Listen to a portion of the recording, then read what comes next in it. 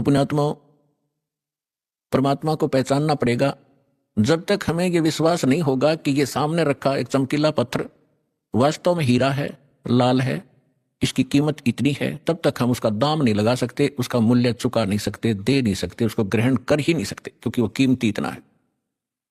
इसी प्रकार जब तक हम परमात्मा को नहीं पहचानेंगे और हमें दृढ़ विश्वास नहीं होगा कि सचमुच ये है भगवान, तो तब तक हम दृढ़ नहीं होंगे, उसकी कीमत दे नहीं सकेंगे, अर्थात हम उसको प्राप्त नहीं कर सकते।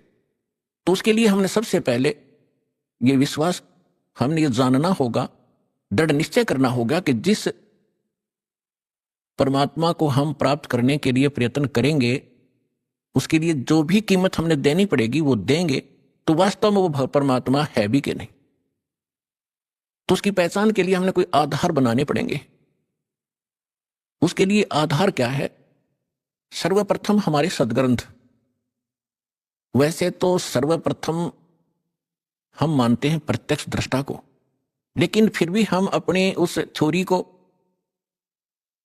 हम नकारा नहीं कर सकते, जिसको आज तक श्रोधार्य मानते रहे और सत्य मानते रहे। तो हम पहले थ्योरी फिर प्रैक्टिकल दोनों को से हम सिद्ध कर लेंगे कि सचमुच कौन है परमात्मा। तो इसके लिए हमने सबसे पहले अपने सद्ग्रंथों की थ्योरी को देखेंगे कि उनमें क्या लिखा है, और फिर प्रैक्टिकल।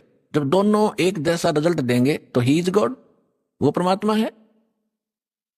तो पुण्यात्माओं, श्रीमद् भगवत गीता अध्याय नंबर 4 के श्लोक नंबर 32 में 32 में कहा है कि अर्जुन, मैंने अभी आपको अध्याय नंबर 4 के श्लोक नंबर 25 से लेकर 30 तक जिन साधकों और साधनाओं की जानकारी दी है, और वो साधक चाहे कोई देवी देवताओं को पूजता है, उसी को सत्य मानता है, पापनाशक जानता है, कोई स्वाध्याय करता है, कोई तीक्ष्ण अहिंसावादी व्रत ही करके मुंह पर पट्टी बांध गए नंगे पैरों घूम कर अपनी साधना को सही मान रहा है।